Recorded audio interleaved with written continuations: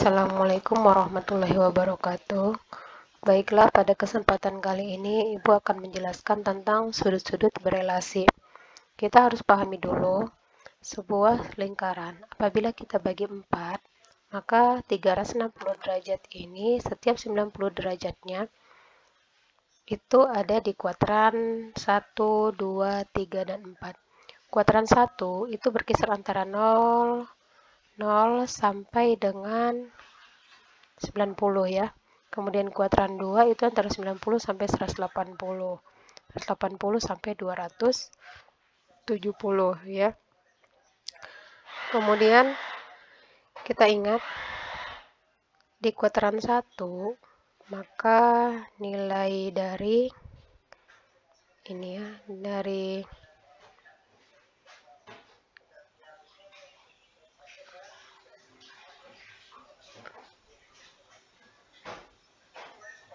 ini nilai dari semua sindikat bertangan kosong ya. Semua sindikat bertangan kosong berarti semuanya di sini positif nih. Kemudian di kuadran kedua sin yang bernilai positif. Kemudian di kuadran ketiga sindikat bertangan berarti tan yang bernilai positif. Kemudian kuadran 4 cos yang bernilai positif. Kita pakai ini ya hafalannya, semua sindikat bertangan kosong ya. Jadi di kuadran 1 ini semuanya positif. Kuadran 2 hanya sin yang bernilai positif. Sin yang positif. Kemudian kuadran ketiga hanya tan yang bernilai positif. Kemudian di kuadran keempat ini hanya cos yang bernilai positif. Kemudian kita ingat di sini kan ada rumus ya Nong ya. Kalau misalnya dia pakai 90 dengan 270, maka 90 plus minus alfa atau 270 plus minus alfa ini kan ganjil nih, maka nilai sin berubah menjadi cos, kemudian cos berubah menjadi sin, kemudian tan berubah menjadi kotangan. Tapi kalau kita memakai rumus 180 plus minus alfa atau 360 plus minus alfa, ini berarti kita tetap ya, sin tetap sin, kemudian cos tetap cos, kemudian tan tetap tan. Di sini 360 tambah alfa di sini nggak ada ya, tapi kalau misalnya kembali ke putaran kedua berarti kan di sini nih, di sini ada rumus satu lagi nih, 360 ditambah alfa, tapi sudah putaran yang kedua ya. Misalnya kita lihat contohnya, tentukan nilai dari sin 225 derajat ini ya. Berarti nilai sin 225 ini kita pahami dulu nih, sin 225 ada di kuadran keberapa? Ada di kuadran yang ketiga. Maka nilai sin ini nanti adalah negatif ya. Karena yang tan doang yang bernilai positif di sini.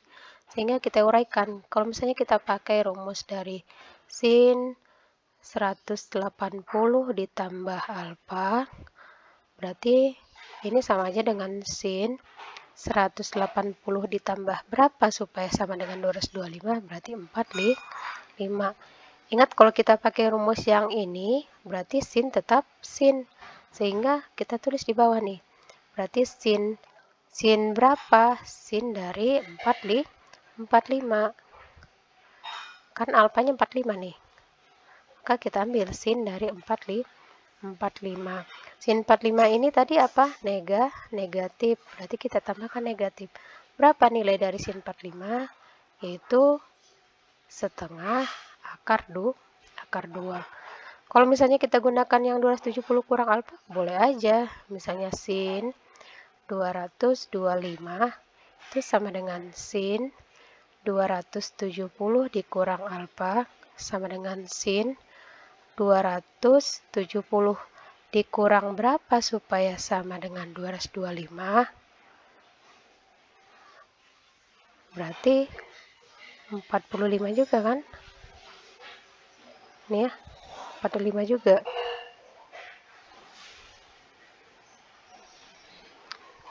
Kemudian kita lihat kalau kita pakai rumusnya adalah 270, maka nilai sin berubah menjadi cos. Ingat, sin 225 tetap ini adalah negatif karena di kuadran ketiga ini hanya tan yang bernilai positif. Berarti ini min cos berapa? Min cos 45. Berapa nilai min cos 45? Cos 45 kan sama aja dengan min setengah akar 2. Itu ya. Nah, ini contoh yang pertama. Contoh 1. Kita lihat contoh yang kedua. Misalnya kita mau coba nilai sin dari, atau nilai cos dulu deh. Nilai cos dari 135 misal. Kita lihat dulu nih, cos 135 ada di mana? Ada di kuadran kedua. Di sini nilainya cos itu negatif kan? Berarti nanti di bawah harus kita tuliskan negatif. Kalau kita menggunakan rumus 90 tambah alfa boleh. Berarti di sini cos, kecoretan ya. Cos dari 90 ditambah berapa sama dengan 135, berarti 45. Karena kita menggunakan rumus cos 90, berarti cos berubah menjadi sin. Berarti sin berapa? Kita ambil sin alfanya, sin 45. Kemudian cos itu di kuadran 2 negatif kan? Maka nilainya sama dengan min setengah akar 2. Atau kita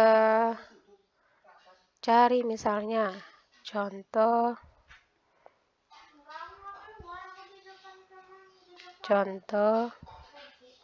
yang ketiga. Misalnya nilai sin nih, nilai sin dari 135 deh, 135 ya. Berarti di kuadran kedua kan sin itu tetap positif, maka sin dari berapa? Kita menggunakan rumus 180 dikurang alfa. Berarti sin dari 180 dikurang berapa supaya sama dengan 35? Berarti di sini 45. Karena di sini kita gunakan rumus dari 180, maka sin tetap sin. Berarti sin 45. Kita lihat di kuadran kedua kan sin itu nilainya positif. Berarti di sini tetap positif ya, atau kalau ditulis juga nggak masalah. Berarti nilainya adalah setengah akar 2. Nanti boleh Anda lihat di materi yang Ibu share di Classroom, pelajari lagi dan pahami yang Ibu jelaskan hari ini ya. Ibu sudahi dengan wabillahi taufiq wal hidayah. Ibu minta maaf apabila ada kekurangan. Assalamualaikum warahmatullahi wabarakatuh.